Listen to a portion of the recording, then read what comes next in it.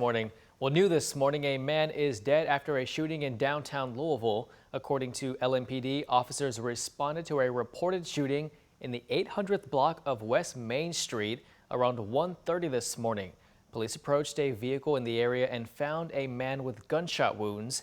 He died at the scene. Anyone with information is asked to call the anonymous tip line at 574 LMPD.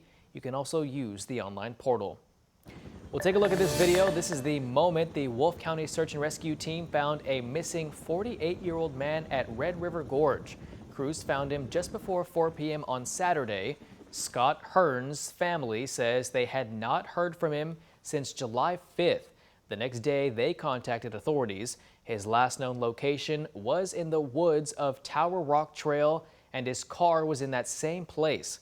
Now, according to a social media post, Hearn was found near Bells Falls, down a steep embankment just north along that creek. According to crews, they learned from Hearn's diary he had visited this spot. Search and rescue already looked in the area, but a shoe print and evidence of a walking stick were found on a path most don't travel.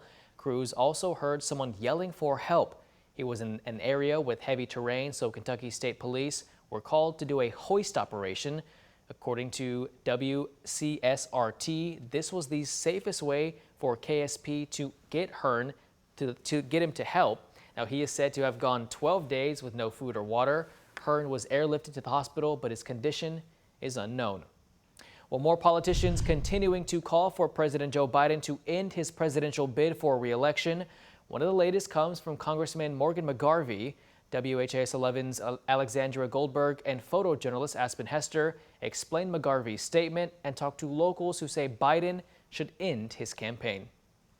This is not anti-Joe Biden. Louisville Congressman Morgan McGarvey is calling for President Joe Biden to step aside in November. McGarvey praised Biden's leadership, but said the stakes are too high. We've got to have Democrats in the best possible chance to defeat Donald Trump and his version of MAGA extremism. As more prominent Democratic leaders add their name to the list asking Biden to pull out of the presidential race, the president holds fast, saying he'll be back on the campaign trail next week. And the Democratic ticket is top of mind for many people. We can't win unless he drops out. One Louisville resident says the Democrats need to choose another candidate as soon as possible. She even wrote to the president and 5 other politicians, including Congressman McGarvey, asking Biden to step down. The letter says, You need to rest on your laurels and give somebody else a chance.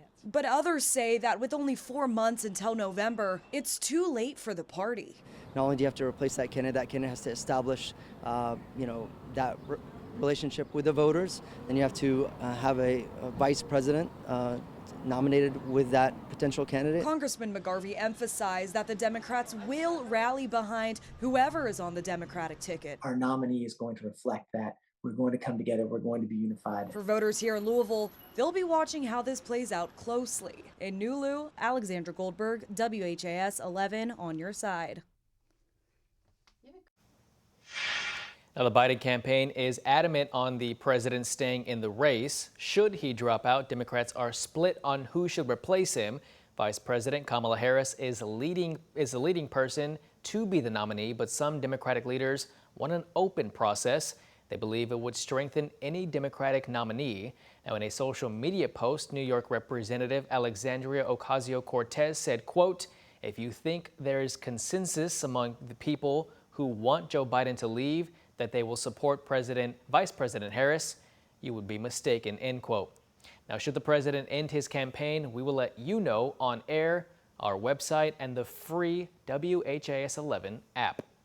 Well, if your student is a bus rider, tomorrow is the last day for you to let JCPS know if your address has changed. Bus drivers will begin practicing their new routes tomorrow following the district's new transportation plan. Now, once drivers begin training, there will be a freeze period until the first day of school.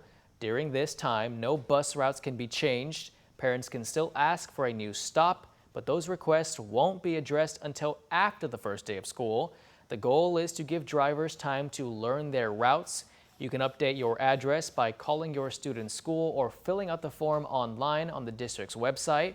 The president of the bus union says they recently negotiated a 5-year contract to increase driver morale. We brought up a lot of issues in negotiations, and we addressed all those, whether it was the routes, whether it was the bus safety issues, student discipline issues. All of those things were addressed in negotiations, so we had a lot of dialogue there. JCPS previously said that the website for families to find their students' bus stop would be available tomorrow, but that has changed. A district spokesperson says they can no longer commit to tomorrow, and it'll be available, quote, sometime next week. And JCPS Superintendent Marty Polio hopes the district can restore transportation to 6 or 7 magnet schools with the help of TARC drivers. He offered that information during the first meeting of the new JCPS task force. The task force consists of 13 Democratic and Republican lawmakers, teachers, and parents. Dr. Polio talked about the district's challenges, which include staffing and missed instructional time. He hopes the new transportation plan will recover that time lost. One of the toughest of my career, without a doubt, but committed to making sure kids are in school for every single minute of the day. Leo also highlighted the district's successes like increased graduation rates. The task force will meet once again on Monday, July 29th. Well, if you're planning to cross the Sherman-Minton Bridge today, the westbound lanes are closed right now. The closure is expected to last until tomorrow at 6 a.m. This will allow crews to work on bridge cables, road stripping, and installing overhead signs. The I-64 Spring Street exit ramp is also closed.